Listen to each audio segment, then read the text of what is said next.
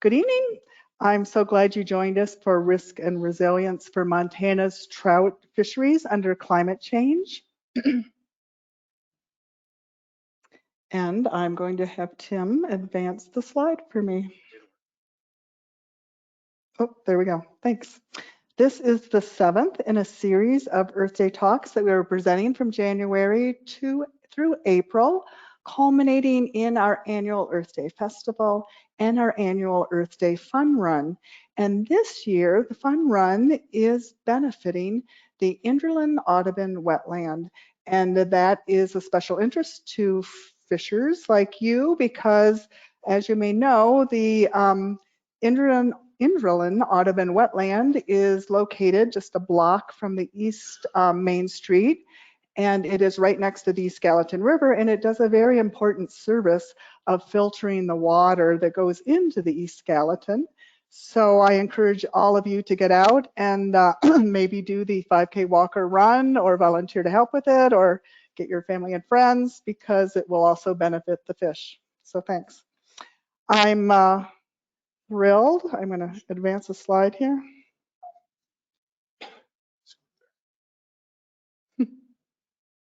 Thank you. So there's the Earth Day Fun Run. And I'm going to have Tim advance for me. So thank you, Tim. Okay, so I'm thrilled to see all of you here tonight, and I just want to say welcome to all of you who are joining us online. My name is Ann Reddy, and I am the chair of the Gallatin Valley Earth Day Committee. And we have a very interesting, fun evening ahead tonight that I'm very excited about. Not only do we have Tim Cline here from Montana State, but we also have a special guest speaker who will start off the program here. It's Todd Tanner. He'll be talking to us from Big Fork, Montana online.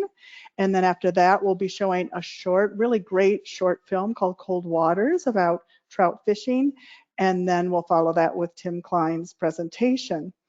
I was just curious, I was going to take a quick show of hands here. How many of you in the audience here by chance were here for our trout and climate talk a few weeks ago that was given by Connor Parrish? Okay, I see a few of you, so welcome back again. If you didn't get a chance to see his talk, it's recorded.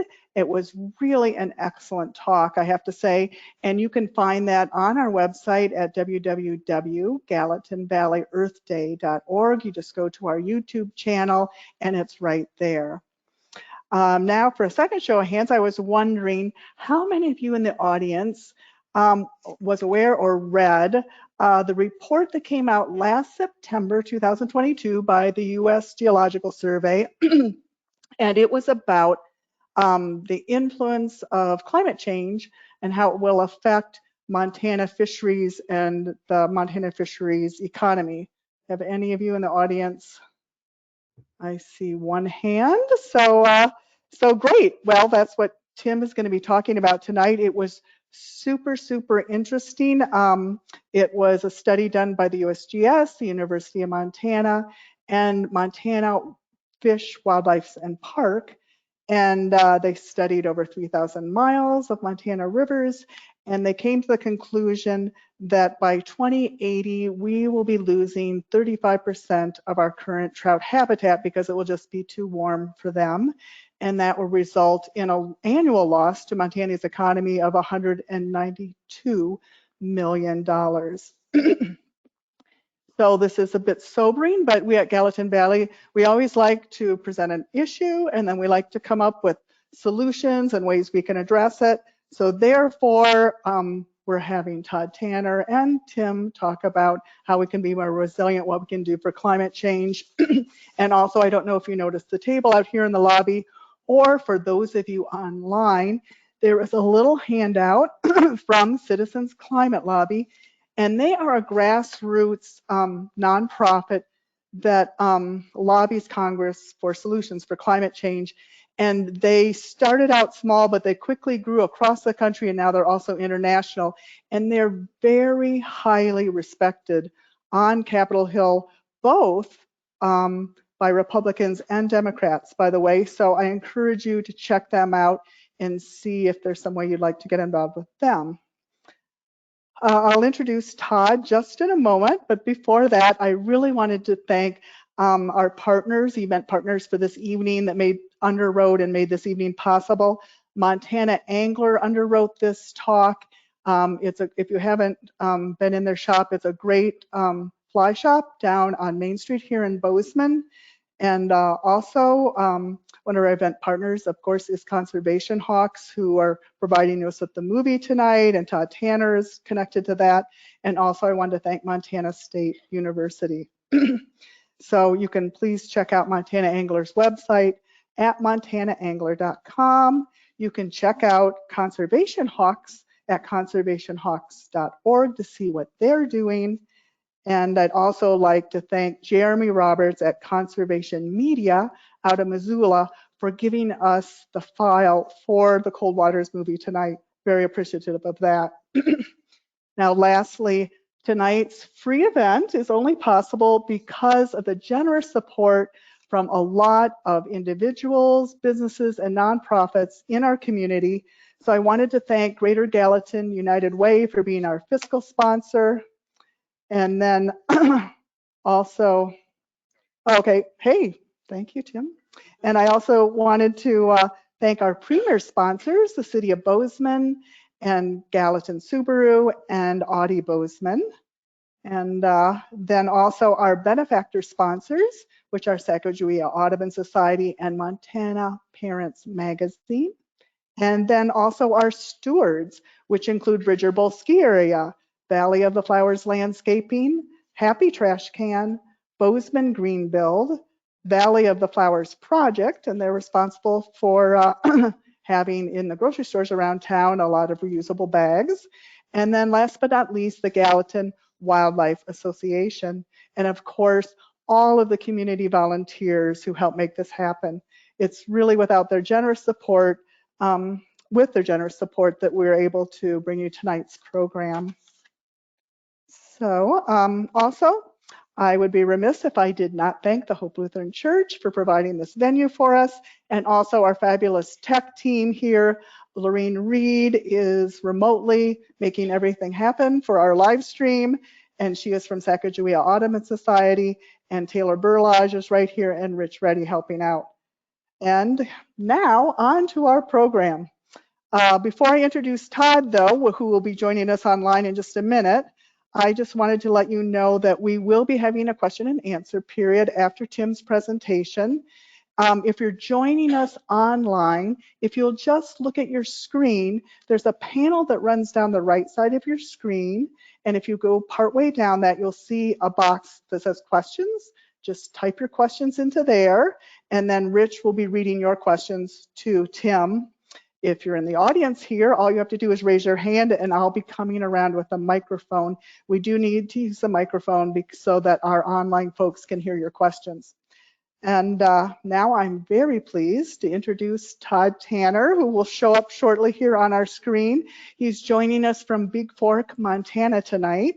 He is a respected conservationist, a fly fisherman, and outdoor writer. He is the founder and president of Conservation Hawks, which is a nonprofit that's dedicated to tackling climate change and to passing on a healthy, natural world to our children and grandchildren. He was an integral part of 4 short Conservation Hawk climate films. 3 of these films, Climate or Cold Waters, which we'll see tonight, Chrome, and Convergence, they toured the nation with the Fly Fishing Film Tour. And a 4th film is In the Heart of the Rockies, and that ran on the Sportsman's Channel. Todd has been writing about the outdoors and conservation for more than 25 years.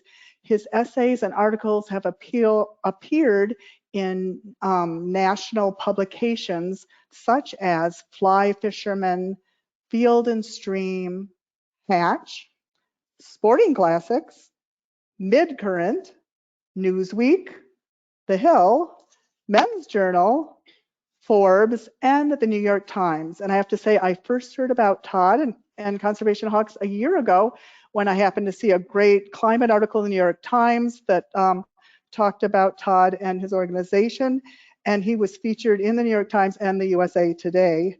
Todd also runs a small fly fishing school, which is called School of Trout, where he collaborates with some well-known fishers like Craig Mathews, Brant Oswald, Hillary Hutchinson, Kirk Dieter, John Juracek, and Tom Rosenbauer.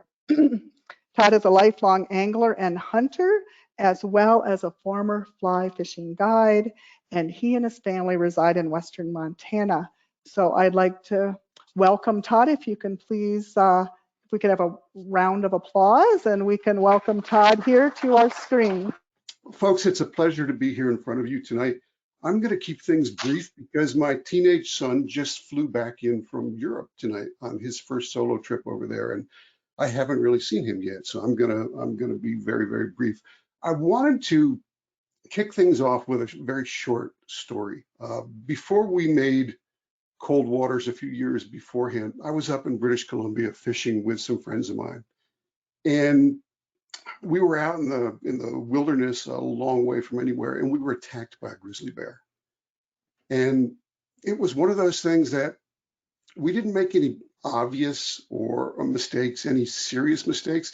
It was more a matter of not paying attention and not seeing the clues to what were happening around us.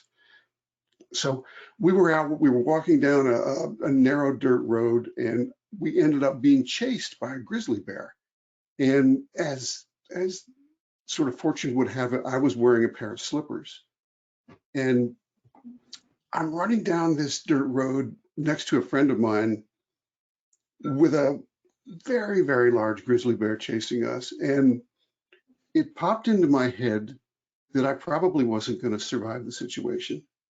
And even worse, they were going to put on my tombstone, Todd was the only man ever dumb enough to run away from a grizzly bear in his slippers.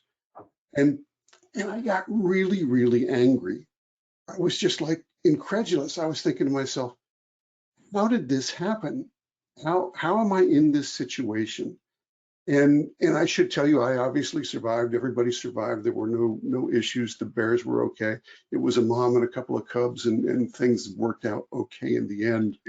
But it was one of those things where it was literally touch and go for a few minutes. And I guess the point I'd like to make is that the situation I see now with climate change is very, very similar. We haven't been paying enough attention. We haven't been noticing what's going on around us. We haven't been focused on expanding our awareness and saying, yeah, this is the situation that we're in. And I think it's absolutely vital that we start to really, really take climate seriously. So you folks are going to see Cold Waters in just a second. That's the first short film that we did with Conservation Hawks. And it features Yvon Chouinard of Patagonia, Craig Mathews, formerly of Blue Ribbon Flies, Tim Romano, who is an absolutely wonderful, outstanding outdoor photographer, Steve Hemkens of Orvis, and one person you'll note doesn't have a speaking role in the short film, and that's my son Kian. He was 9 at the time. He's older now, and I think that as we're thinking about climate change, it behooves all of us to focus not only on ourselves and what we stand to lose, but on the responsibility that we have to our kids, to our grandkids, to future generations yet unborn, so that we can leave them the same kind of opportunities, the same majestic outdoors, the same kind of world that we live in now, which if we don't get our act together, that's not going to happen. I suspect that some of you people are aware that last summer we passed something called the Inflation Reduction Act, which wasn't really so much about inflation. It was mostly about climate change. And that's wonderful. It's a fantastic thing that we created at least part of the necessary foundation to address climate going forward. But we haven't done enough. And it seems to me when I look to Washington, when I look to our legislators, when I look to President Biden and the executive branch, it seems like we're sort of in a position where I don't see the same urgency I saw last summer. I don't see people standing up and waving their hands and yelling and saying, do more, do more, do more. We need to get more engaged. We need to get more involved. We've got to start now. We've shown that we can do something, but it's not enough. And so I would ask each of you to watch the film, think about the things that you hear, and know that the science has only gotten stronger in the intervening years, that the message is only more important. And think about our kids and our grandkids and how we can do what we need to do so that they have the kind of world that they deserve. And that's it for me. Thank you, Todd, so much. And we'll be showing the cold water film in just a moment here. We're just going to get Tim to switch it over and play it for us. Thank you so much, Todd.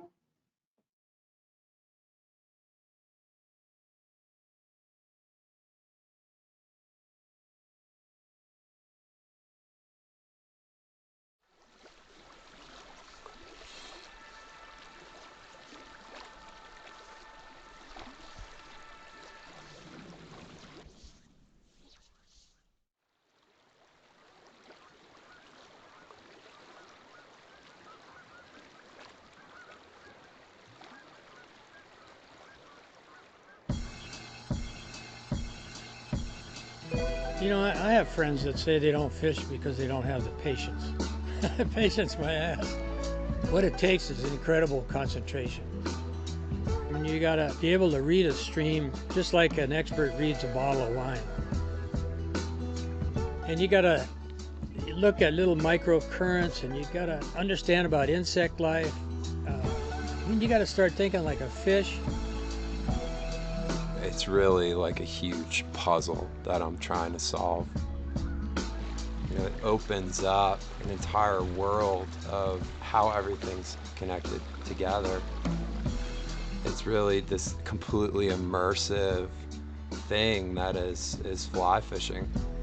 The first fish I remember catching, I actually fell in the water. I love that moment, hooking fish, that fish, your fly, that 2 seconds. And then you want another one. That connection on the other end of the line, that's the magic for me. Fishing is like one of the things that defines my life. It's not a sport, it's a real passion. And it's all about connecting with something wild and free. And trout can't be bought or stolen. They just live in those cool places, and I love to be in those places. I've been fishing since I was 5, so almost 50 years. And when I'm out fishing, I'm literally alive in that moment. I don't know how to explain it, but it's magical. It's truly magical. I actually am touching something that's almost perfect. You know, when I'm fishing, you take all of it into account, the sun, what the wind's doing. You know, it's not terribly complicated for me. I see what's going on in the environment and do what I know to do, which is very little, fish.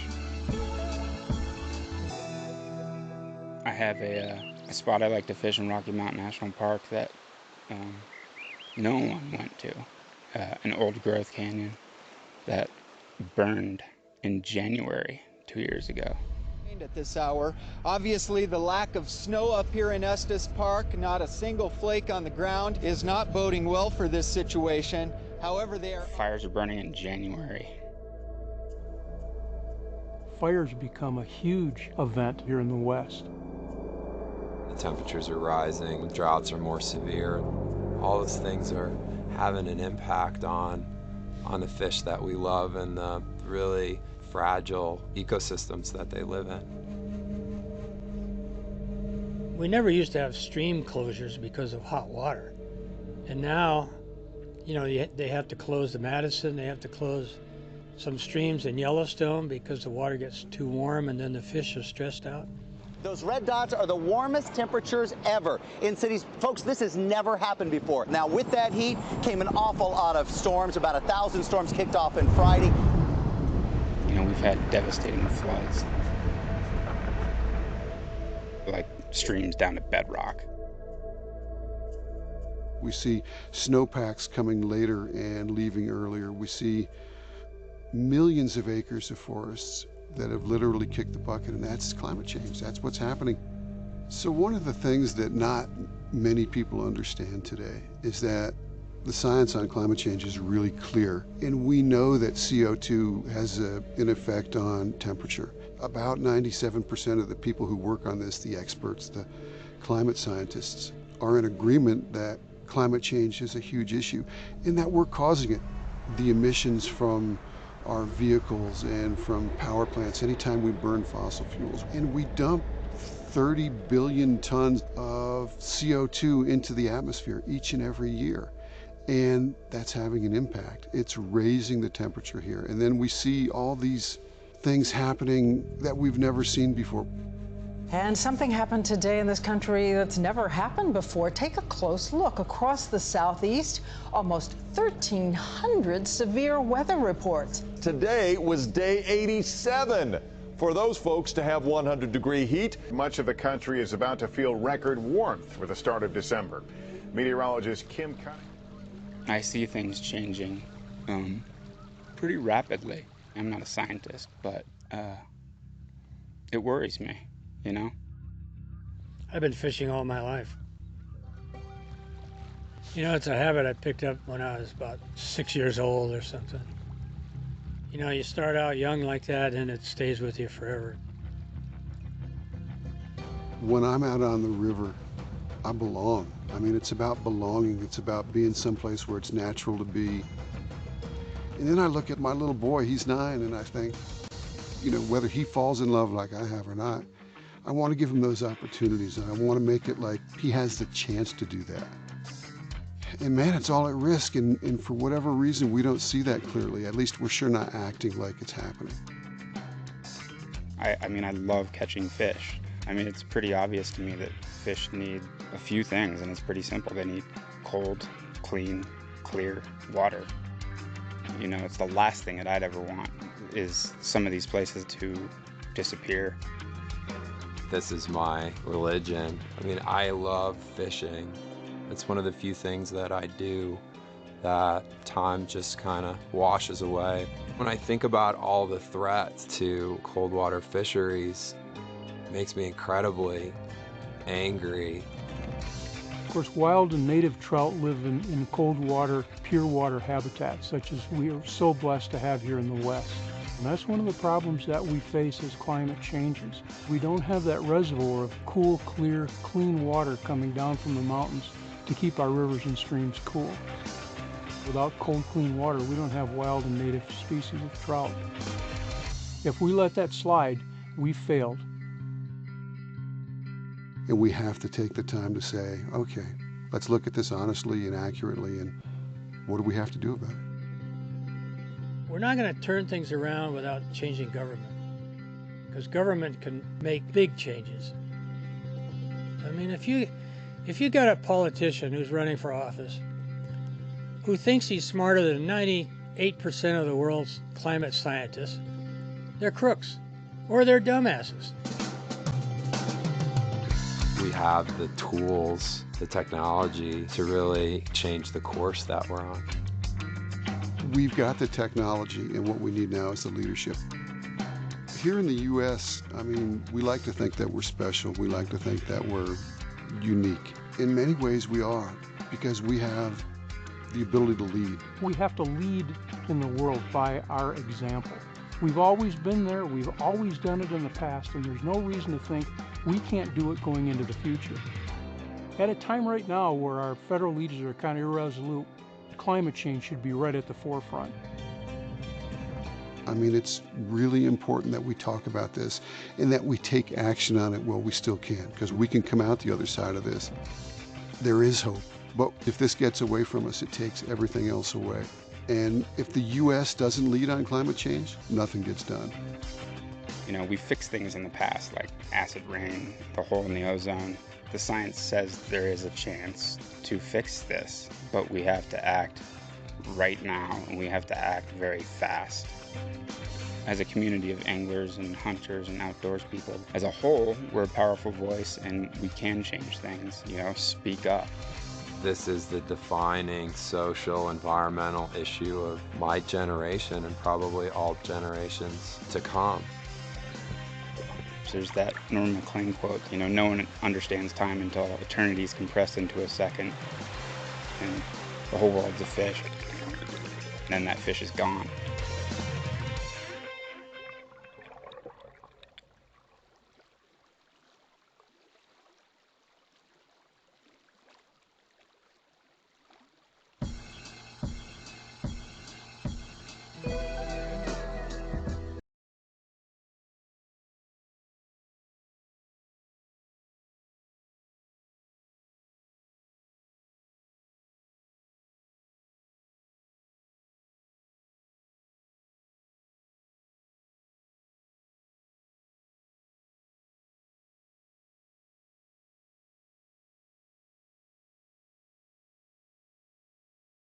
Really want, someone to talk about this. And they said, guess what, Ann, you're in luck because the lead author of that study is moving to Bozeman shortly, where in January he's going to become a professor at Montana State. And I was like, oh my gosh, I am so thrilled and so happy. So here we are. And Tim Cline is an assistant professor of cold water fish ecology and management at Montana State University. He began a scientific career at the University of Wisconsin when he was studying the impacts of climate change on the habitats and fisheries in Lake Superior. And after 6 years of working on sockeye salmon and their fisheries in the Bristol Bay area of Alaska, he completed his PhD at the University of Washington in 2017. Now he's been in Montana, where he's been working with state and federal agencies to understand the potential impacts of climate change and other human-induced changes in the ecosystem for cold water fishes and their fisheries that support them. Before coming to Montana State, as I said, Tim worked for the U.S. Geological Survey as an aquatic ecologist. And now if you can give him a warm round of applause, I will hand the microphone over to him.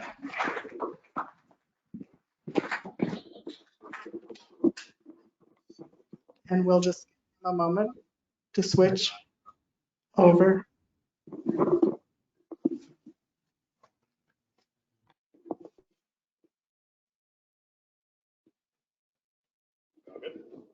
We're set up. Oh, I need the box. Oh, yeah.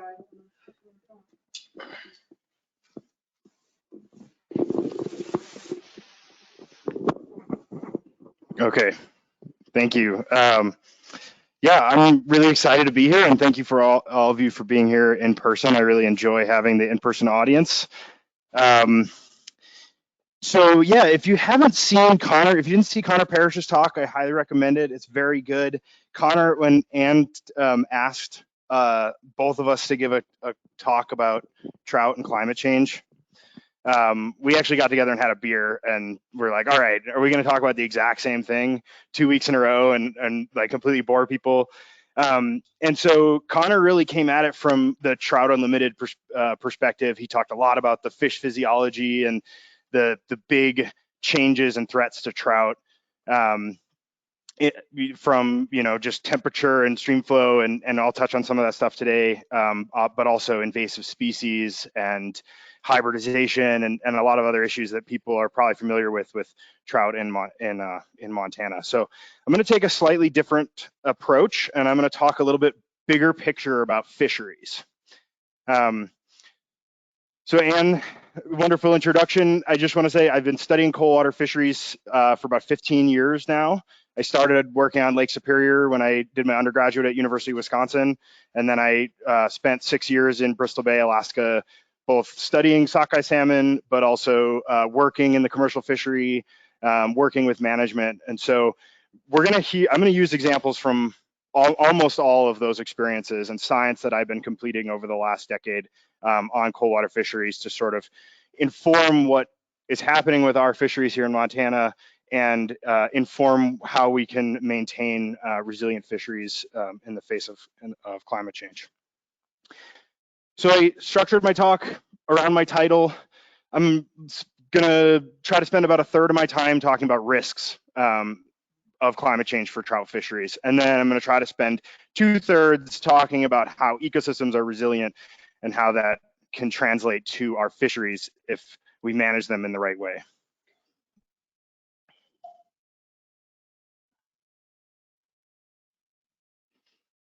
So I'm gonna start with what is a fishery?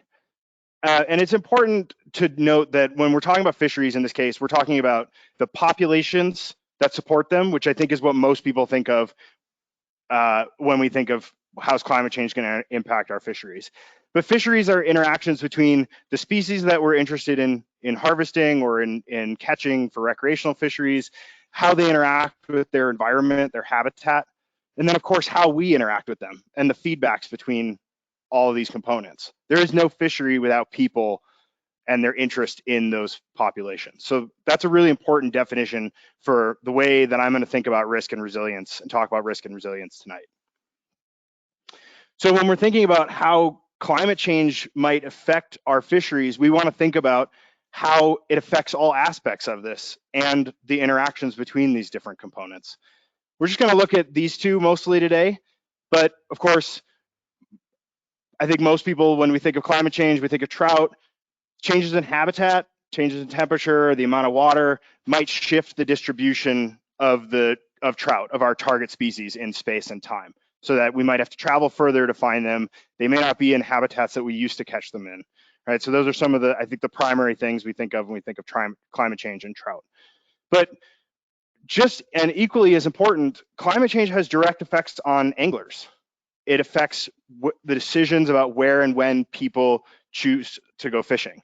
And that has really important implications for our economy here in Montana, because so many people come to Montana for our prize fisheries.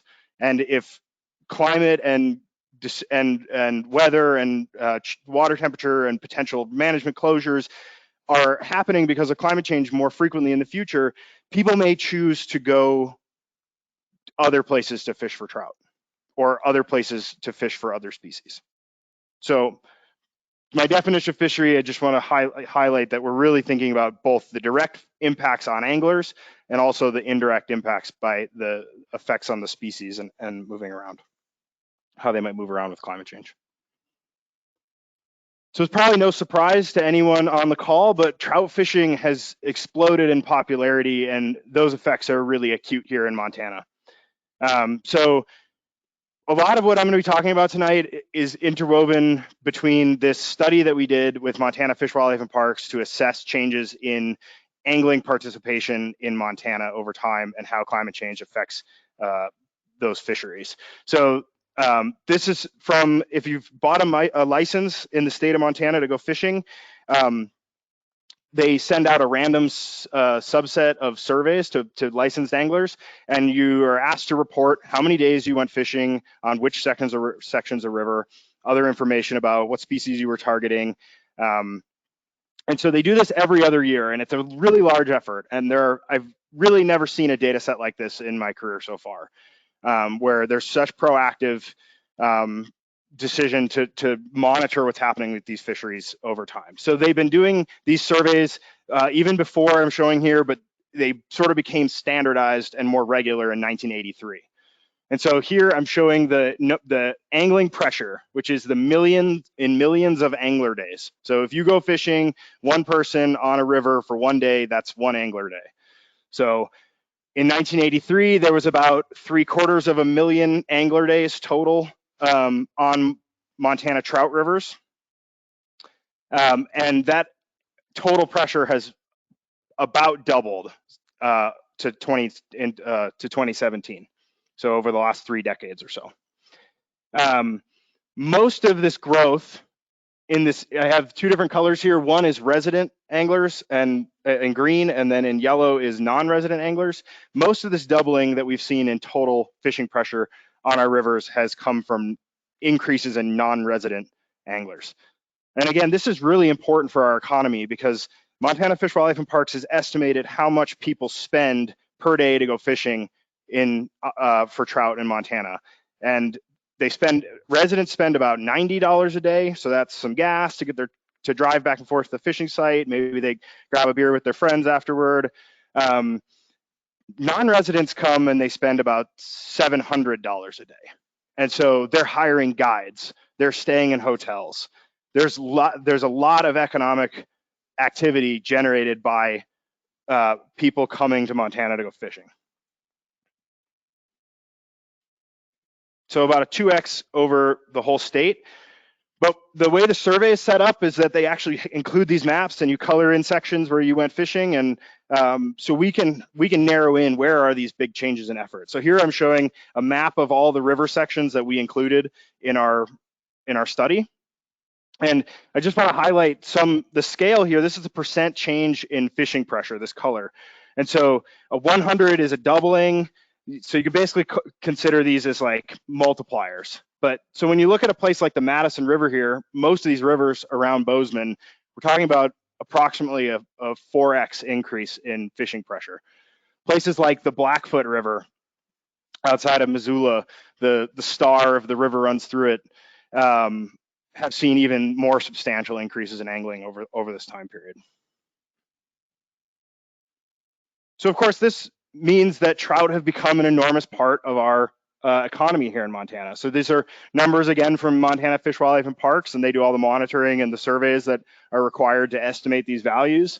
But from a 2018 report, hunting and fishing brings in about $1.3 billion in spending. So that's how much people come and spend in the state to do hunting and fishing. And fishing is about $1 billion of that, about 2/3 of that, more than 2/3 of that value. And so we don't know exactly what people are fishing for, but they can separate it between rivers and streams and reservoirs and lakes. And we could say pretty safely that the rivers and streams are probably mostly trout fishing.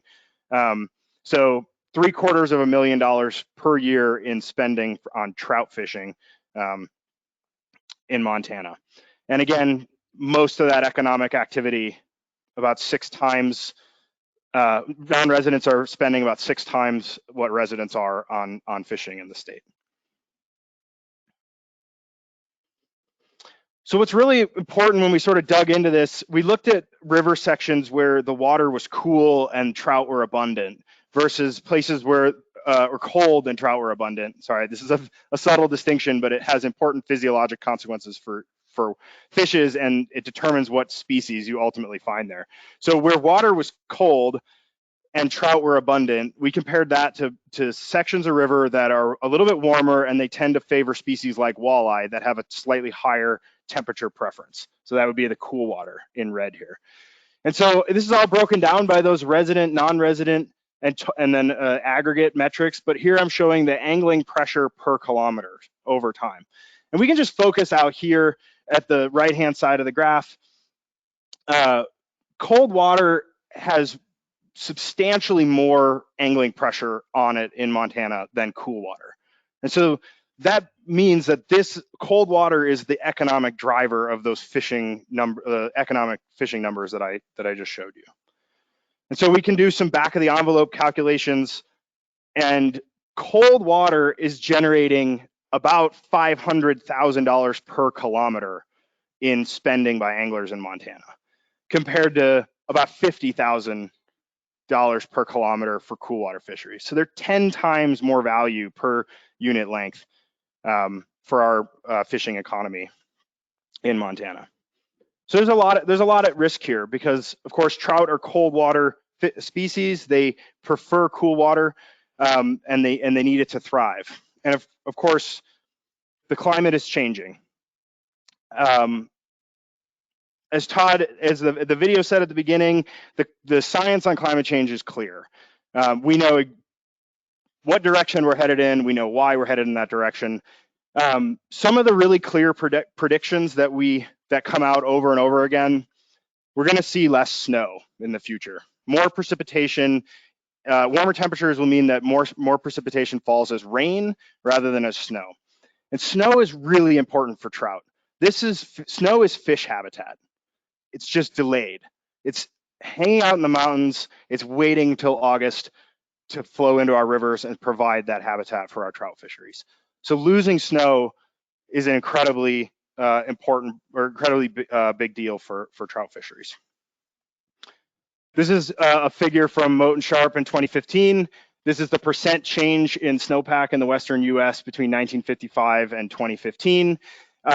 The size, the color of the dot, red, indicates that those are places where they've seen declining snowpack, and blue are places where we've seen increases in snowpack, and then the size of the dot indicates how substantial those changes are. And it's pretty striking. There's almost no blue on this map. Almost all across the West, we're seeing declining snowpack. And some of these are quite substantial, up to 80% reduction in snowpack in April.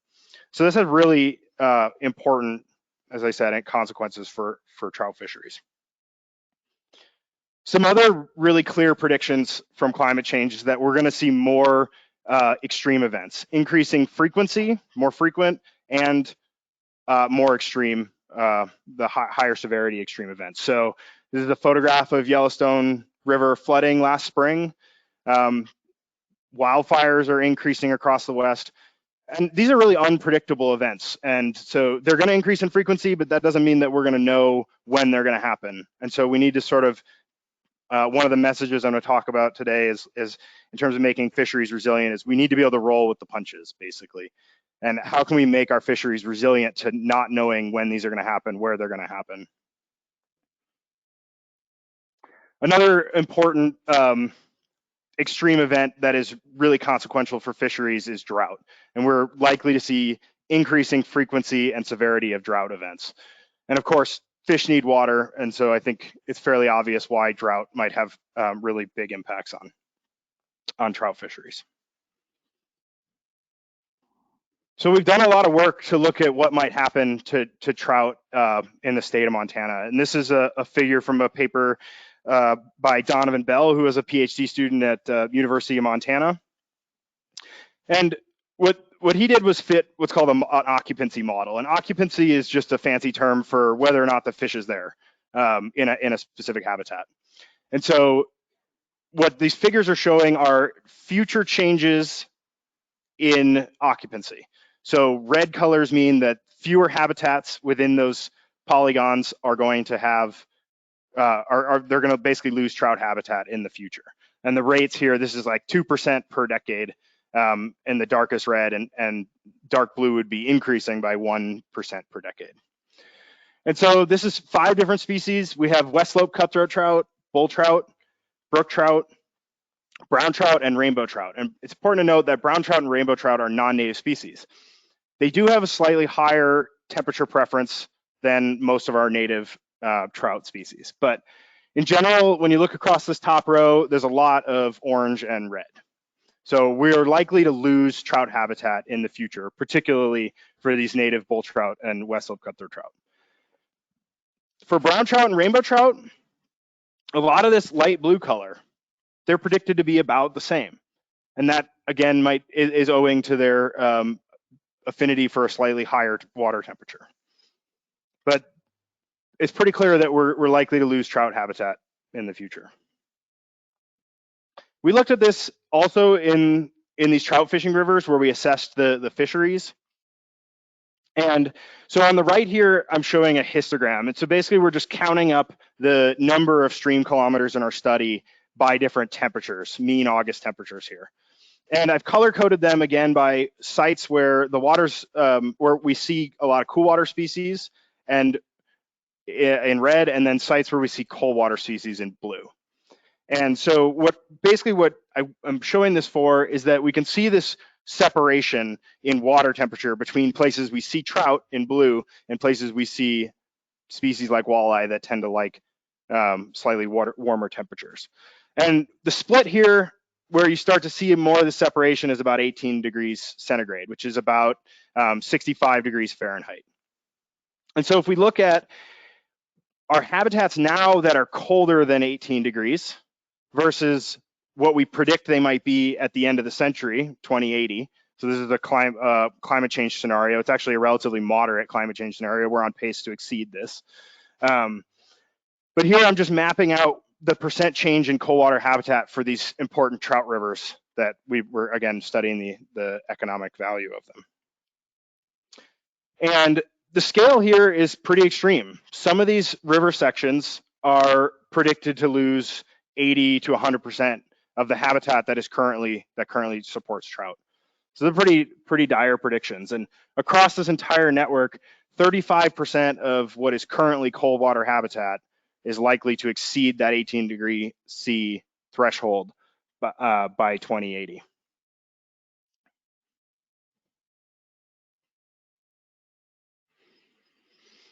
So we can take these numbers. We know how people. I showed some all the estimates of how much people spend in cool and cold water, and the affinity for anglers for those different types of water and the species that are found in them.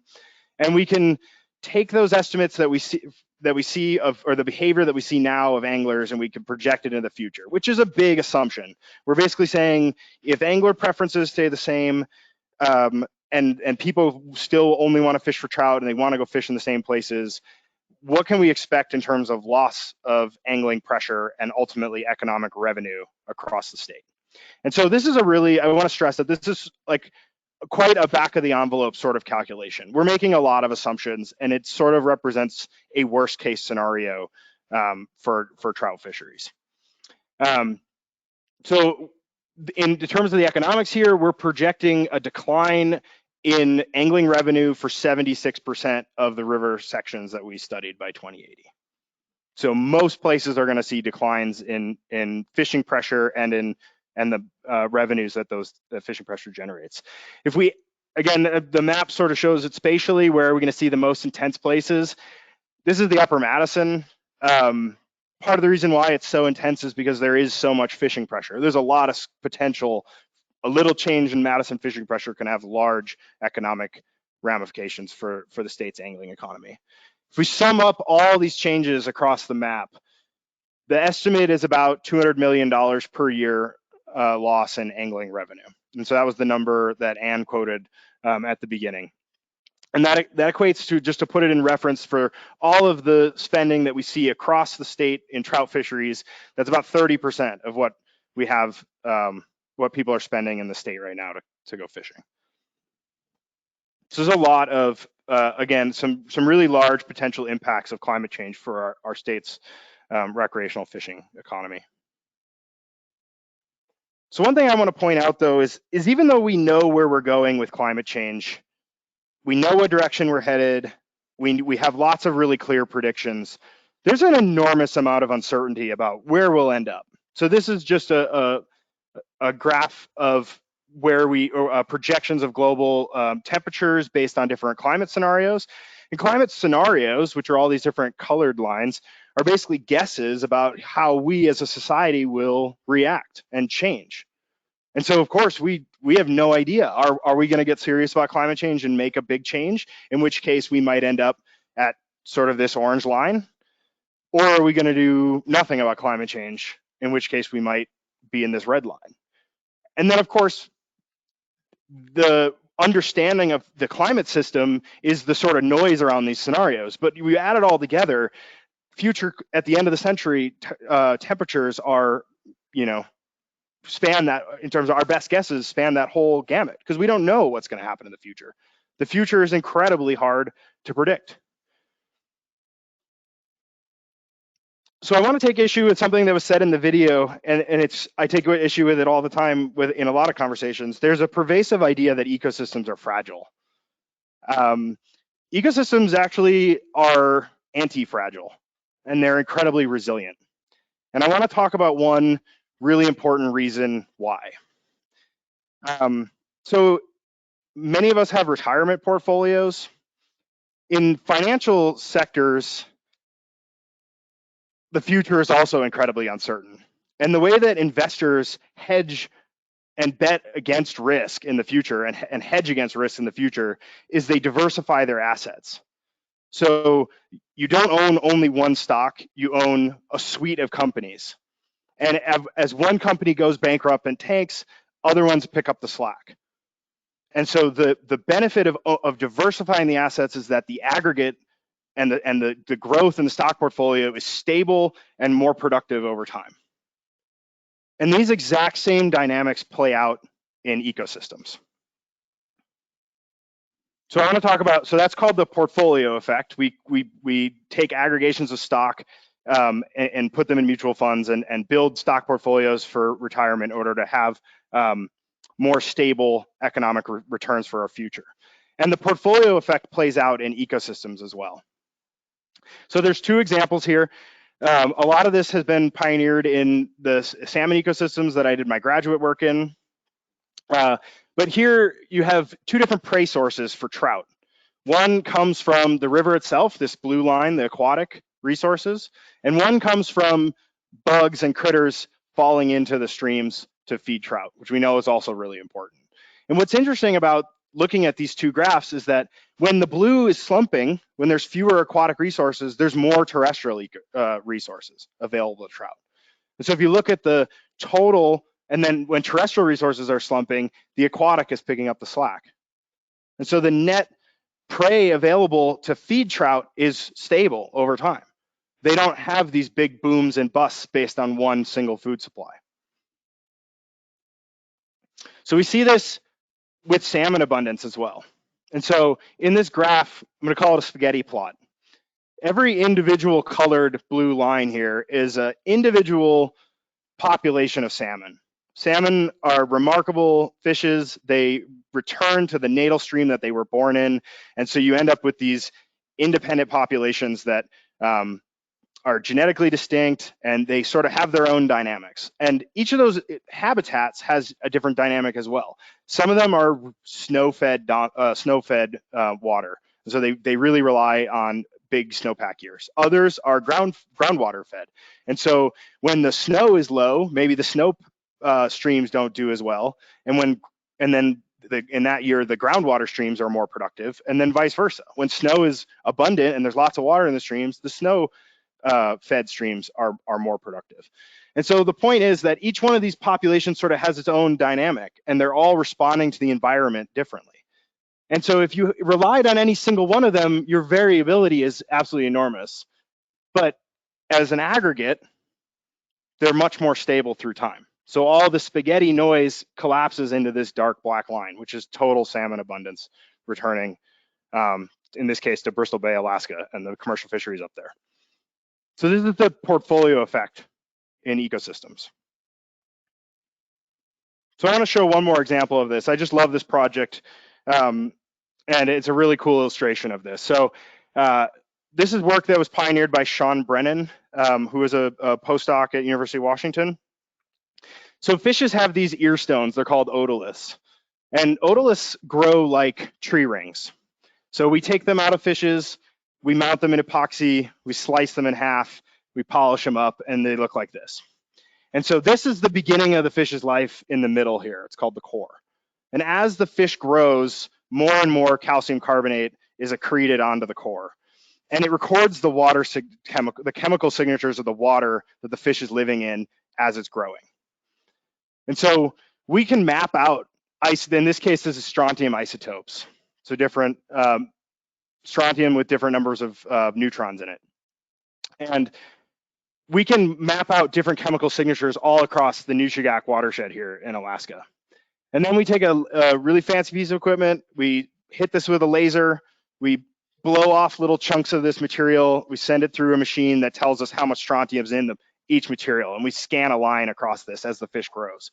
But we can come back to right here, right after it was born, and we can line it up with the water chemistry signatures in the watershed, and we can tell with a high degree of probability where in the watershed that fish was born. And so we do this for, it's currently about 750 otoliths across 3 rivers now per year. And then we can look at where are the productive habitats every single year? Where are the fish that support our commercial fisheries in Alaska coming from? So when we do that for all these different otoliths, we combine them together and we can produce these production maps. What habitats produced the most fish? And I think so the darker the color here is the higher proportion of the run that was supported by that individual habitat. So I'm showing 3 different years for Chinook salmon here in the Nushagak watershed. And I think it's really easy to slip into this thinking that the Madison River is the most productive river in Montana, and it's always the most productive river. And it would always be the one that we go to go fishing. And when we look at maps like this, what's really striking is that the super productive habitats change from year to year. And that's based on how the overriding environment is filtered by the habitats that these fishes live in.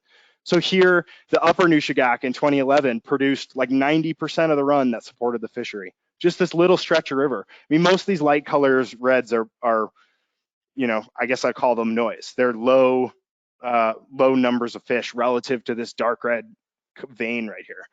We look at then a couple years later in 2014, almost all the fish is coming from this upper Multchatna watershed. So these productive habitats are shifting from year to year. And so this is a demonstration of that portfolio effect. So we can quantify how important this is. And this is going to take me a second to walk through. But here is stream order. Stream order is just a way that we quantify stream size. So third order streams, those are your headwater trout streams. Ninth order streams, those are your main stem Yellowstone. When we look, and then here we have the interannual variability at any particular site. So how different is the production from 2011 to 2014? So these red dots at the top and the bottom are more than 50% different or 100% different in some of these cases up here, meaning they produced a bunch of fish in 2011 and they produced almost nothing in 2014. So the productivity of these individual small pieces of habitat can be quite variable from year to year.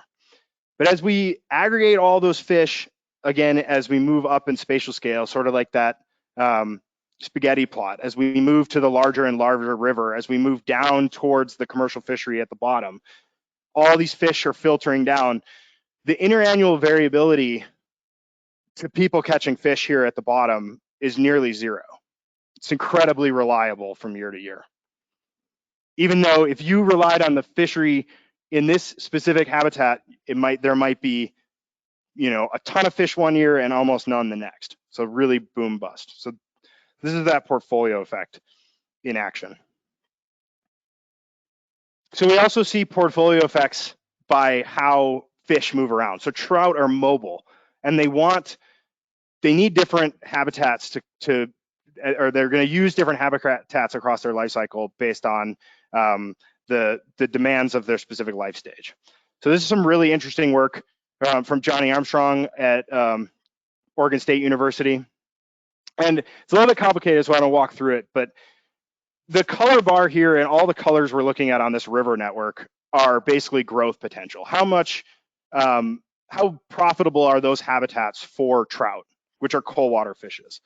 And so if we start in the winter, everything's pretty cold. You have in the thick lines, you have these main stem rivers, and then all the little fine lines are your headwater streams. It's pretty cold. Cold, it generally means not much fish growth. There's not a lot of scope for them to actually grow very much. As you warm things up in the spring, the headwaters are all blue because, again, it's too cold. But there's a lot of growth potential in these main stem habitats.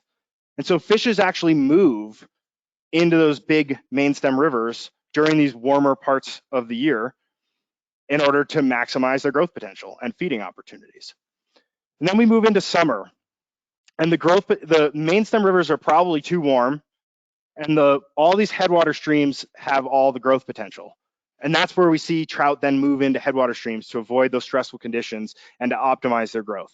And then again, as we move towards fall, the main stem rivers are more productive and we see that movement back. And so trout are moving across these habitats. They're exploiting this variation in the environment in order to maximize their growth potential.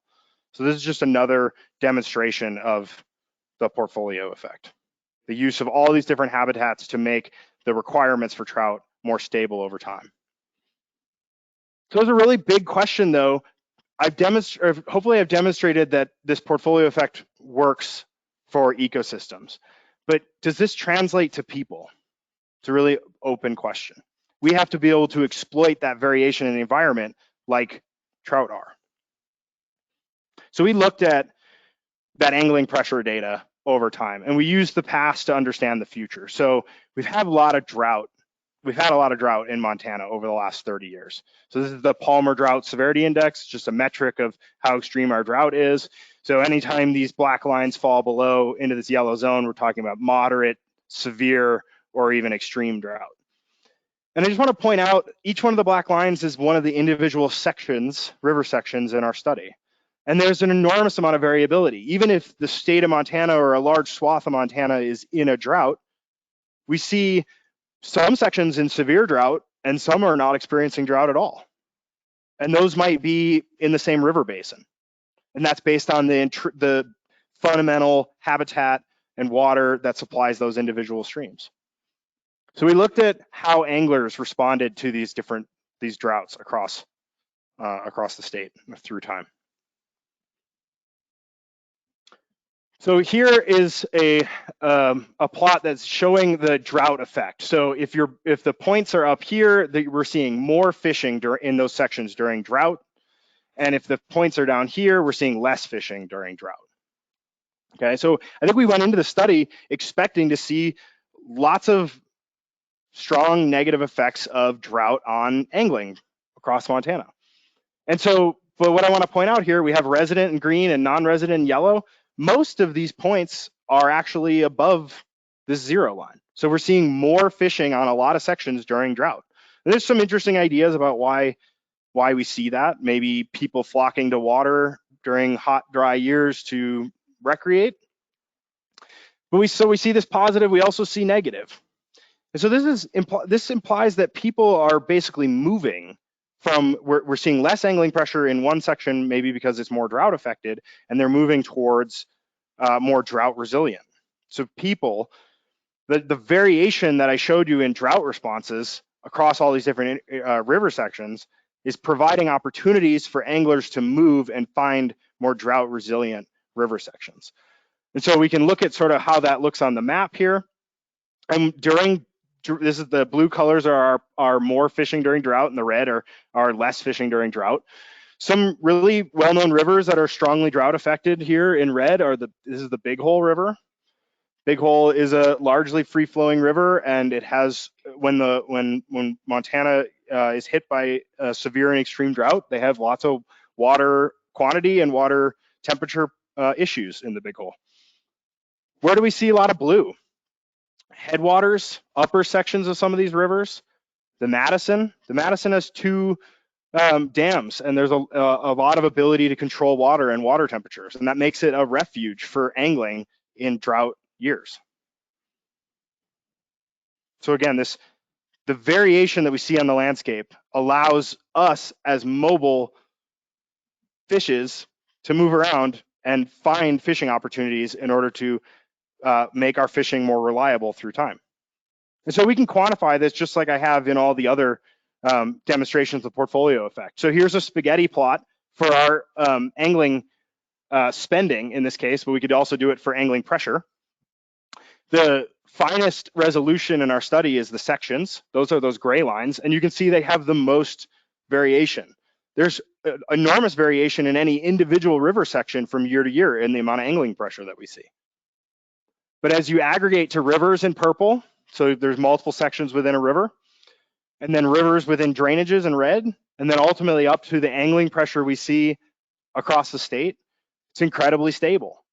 And that's because there's this opportunity for people to move to find fishing instead of canceling their trip and not coming to Montana, right? Guides can take people when the Big Hole is closed and go to the Missouri and find those cold water fishing opportunities. So overall, the aggregate fishery, because of all these opportunities on the landscape, is 2.5 times more stable than if you relied on any individual section for your year-to-year fishing. So what does this mean? How can we support resilient trout fisheries? So it's really important that we enable people to adapt. People want to move around, but the way that we typically manage fisheries is we restrict people's ability to move around. We restrict the number of people that might be able to fish on the Madison River during a drought. And there's good reasons to discuss those opportunities, but that basically prevents people from being able to adapt to climate change and to move around to these in response to drought. We tend to issue permits and specific days, you know, to go fishing on a specific section of river, or we have that in hunting, of course, right? You get a hunting license for a specific area and even specific season date, and that's to spread people out, but it limits people's ability to adapt. So we have to understand that that is a consequence of our management and think creatively about how we might manage fisheries in the future.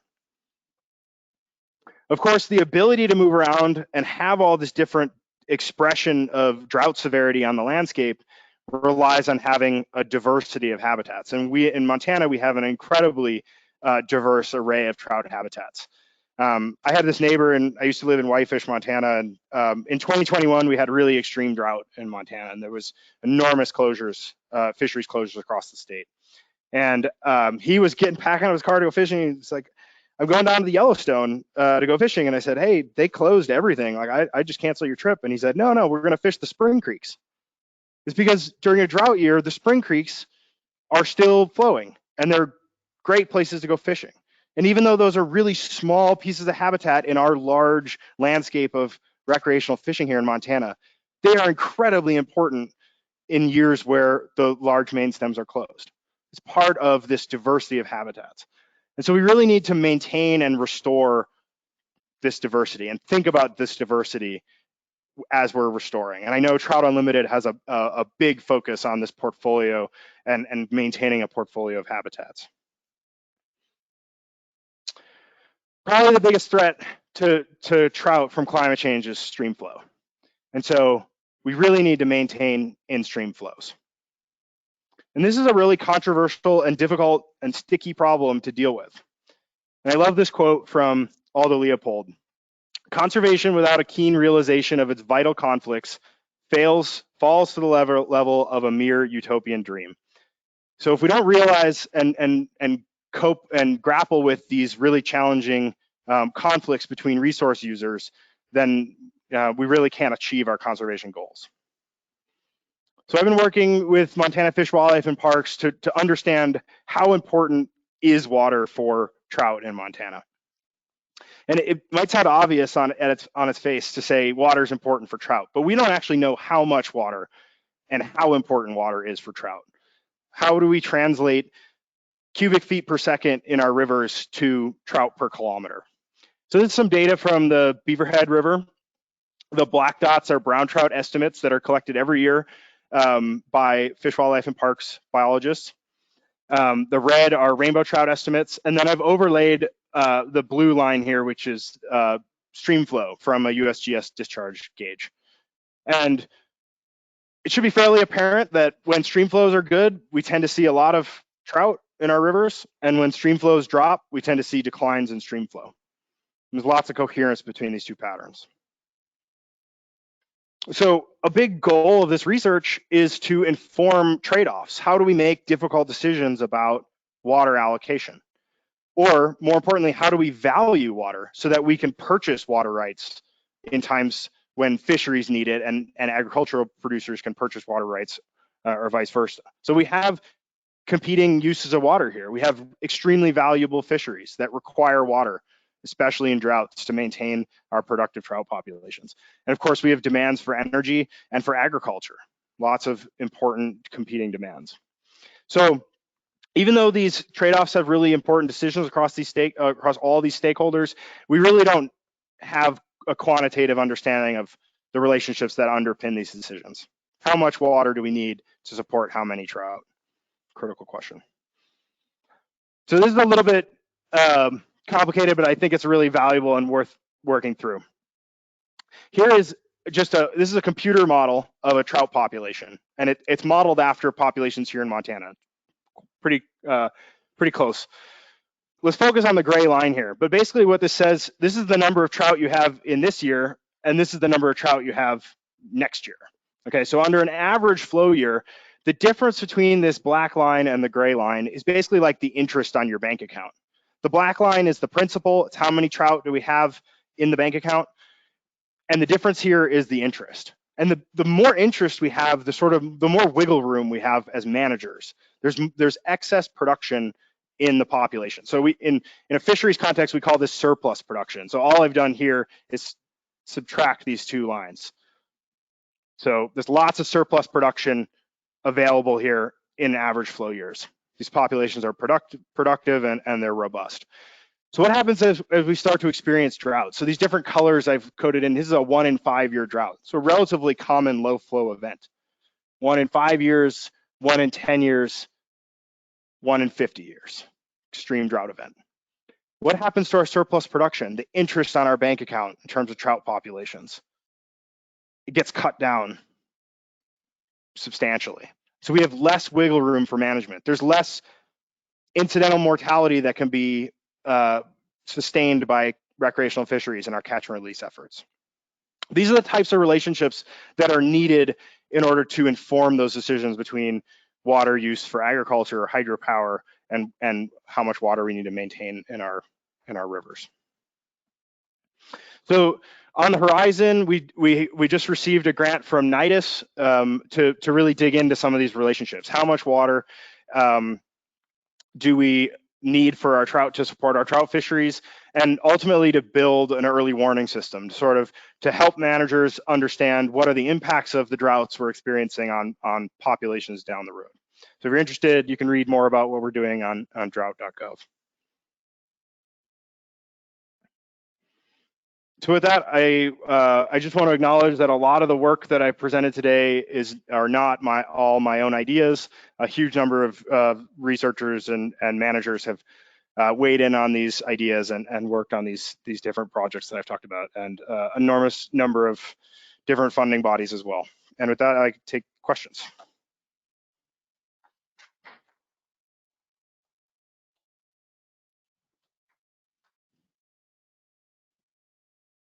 Okay. Anyone in our audience here want to ask a question?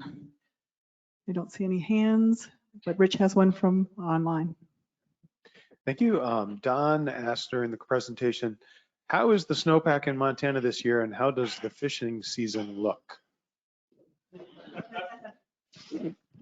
So that's actually a really, that's a good question. I mean, the snowpack in Bozeman right now is decent, as of last weekend. I know that Northwest Montana might be a little light, but I think on average I'm not 100% sure, but I think we're right about average in terms of snowpack. But part of the equation is how much snow do we receive, and then a huge part of the equation is what does the weather look like between now and May 1st? Is it going to melt incredibly quickly like it did last spring, or are we going to have cool weather and that snowpack will persist further into the summer? So one of the big parts of this project is actually to so the Bureau of Reclamation, who manages a lot of the dams in Montana, they spend a lot of effort trying to quantify how much water is going to end up in the reservoirs. And so part of that is measuring snowpack and predicting stream flows. And so a big part of this project is to integrate our fish ecology and modeling efforts with monthly stream flow predictions that the Bureau of Reclamation produces in order to predict stream flow into the summer. And so that's part of this early warning signals. In February, based on snowpack, what is the outlook for the August fishing season? In March, how does it change? And have this ongoing, and that's the early warning signal again, so that early warning systems, so that we know a few months in advance about what kind of impacts we might see on our fisheries. And that's useful for managers, also useful for the public. Yeah. Okay, thank you. And we have a few hands up here, so come over. That was a good talk, thank you. Early warning system. Mm-hmm. That sounds like something where you need, or where it would be useful to use the sort of forecasts related to El Nino versus La Nina versus standard. And I think we know at least that we're now out of the La Nina. Mm-hmm. So based on that information, what was your best guess about, or is that information used, might be the first question. It's not currently used, mostly because it's hard to forecast much beyond a few months. So the one thing we can do is that one of the biggest impacts we see of low flow events are lack of recruitment. And recruitment is just a fancy term for births in the population. And so in terms of what fish we're after in our trout fisheries, we're talking about mostly 3 to 5 year olds, right? So there's a 3-year lag between a poor flow event and when we don't see those fish show up in our populations, if that makes sense, right? So we can say based on poor flow conditions in this year that we are unlikely to see a strong recruitment event 2-3 years down the line. So that's part of this early warning signal. We don't have any direct correlations between El Nino, La Nina. Our predictions will be more based on the stream flow predictions that NOAA and the Bureau of Reclamation produces. Yeah. Thank you. Next. Hi, I was wondering what proportion of the stream flow is governed by snowpack and groundwater, and how does that change as you go from upper, higher order stream orders to lower order stream orders? In the Midwest, we talk about restoring natural flow regimes. It's all about land use change and groundwater recharge. And is that even a remotely significant part of the ecosystems out here? So yeah, that's a really, really important question. I know Connor Parrish talked about this, and Trout Unlimited works a lot on trying to get more water into our streams. So it does change over stream order. So the smaller headwater streams are much more reliant on snowpack, and they don't have deep aquifers. They might have short-term pools of groundwater. But as you move down into the basin here, or into the valley here in Gallatin Valley, the rivers are more and more supported by groundwater springs. So yeah, it changes over those gradient. I don't know the exact percentages, and it varies across the landscape. The more mountainous you are, typically the less groundwater you'll have. The more in the valley, the more in the mountains you are, the more headwater you are, typically the less groundwater you have. Okay, thank you. Next question. So what I find really interesting is the interesting / scary nonlinear relationships that happen with climate change. So let's just throw one out there. Last year, a bass was found up near Gardner, right? Mm-hmm. And not that I want to bust on bass fishermen, but they come from a different warm water source, right? They've already caught a boat this year with zebra mussels on it. So if we have more warm water bass fishermen entering the system, then more likelihood of zebra mussels entering these warm water systems. Have you guys, and I know that it's important to think about what's going on with our cold water fisheries, but have you thought about the economic switch to warm water fisheries and then these potential impacts from invasive species or other invasive species? Mm-hmm. Yeah, we talk about that's a really important point, and I think it is important to realize that some of what we have as trout fisheries now will not be trout fisheries in the future, and so people can either choose not to fish there at all, or they can fish for the species that are found there. So we are probably likely to have a lot of walleye fisheries in some of these places where there are no trout. There's an interesting idea that you don't immediately see a switch. You tend to see sort of fewer trout or fewer fish in general in some of these transition zones. So it might take some time for new species to colonize. Yeah, I mean, the smallmouth bass in Gardner is a really interesting data point. Whether they're persisting and producing fish up there, I don't think they are yet. Fish can swim an incredibly long distance. So during a warm water event, they can move all the way up there, but they're not reproducing and having successful recruitment up there at that point. But yeah, so we didn't assess invasive species and impacts on fisheries in this study at all. Yeah, it's likely to become a pretty important issue moving forward. Yeah. Okay, thank you. Rich, any more online questions? Yes, okay. Yes, one question. Did Fish, Wildlife and Parks have a survey in the field during the Yellowstone closure during the virus a few years ago? Fish survey? And I don't know. I don't know the answer to that. They probably did a fish survey. They're quite reliable, and they do a lot of excellent fish monitoring. And I would guess that they definitely kept tabs on the fish populations. I don't know about it would have to line up with their every other year monitoring. So if it fell on a year where they weren't monitoring, so I don't know what year, did they say what year it was? Said a couple of years ago. I don't remember what year that was. That was what, 3 years ago? Or maybe more now. Okay, so they did 2017. If it was in 2019, there'd be a survey. They did a bonus survey in 2020 because of COVID, because there was so much interest in what was happening to our recreational economy. They would have done one in 2021. I don't think those results are out yet. It takes a while to collate and calculate all the statistics for those surveys. Okay, great. Oh, I see. That's all freely available on their website, by the way. All these surveys are, you can go to Fish, Wildlife, and Parks website. Thanks for a great talk. There's a lot of complex factors going on all at the same time. So with a low flow event like was caused by the Hemkens Dam problem last year in the Madison, but fish migrate. I read some stuff on whether eggs were impacted in the upper Madison, and whether you would have a problem with a loss of loss of a lot of trout. Is there enough resilience in the system that you talked about before to kind of account for bad recruitment events that may have happened and things like that?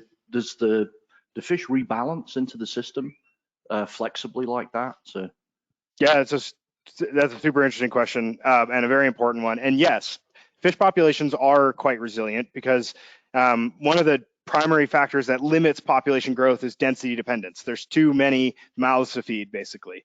And so poor recruitment events can be compensated by fewer mouths to feed in the next year. So if conditions are good and the trout pull off a successful spawning event, it's more likely that they'll have a strong recruitment, a strong year class come out of that.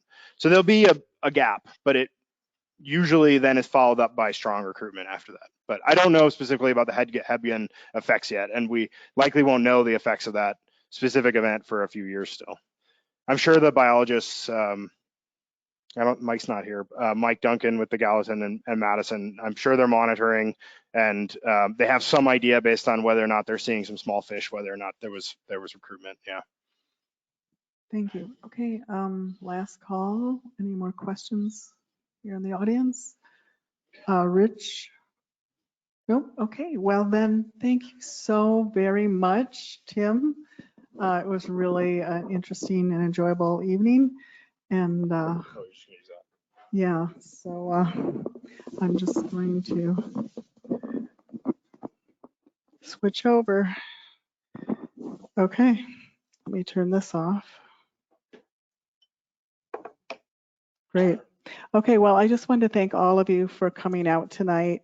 And I wanted to tell you that we are making a recording of the talk event tonight, and it will be up on our website, which is skeletonvalleyearthday.org within a few days.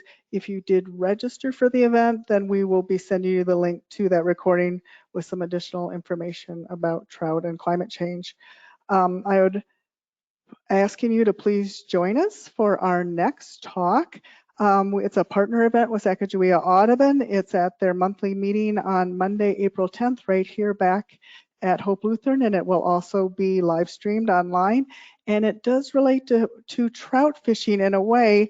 The subject is plastics in the wild, the impact of plastic pollution on wildlife, and you with Yupa Stein of the Families for a Livable Climate Plastics Working Group, an affiliate of Beyond Plastics. So you can find out how plastics are affecting our local waters again on Monday, April 10th. We also have a lot of other events coming up, and you can find that on our website. So thank you so much. Good night and take care. We look forward to seeing you at our next event.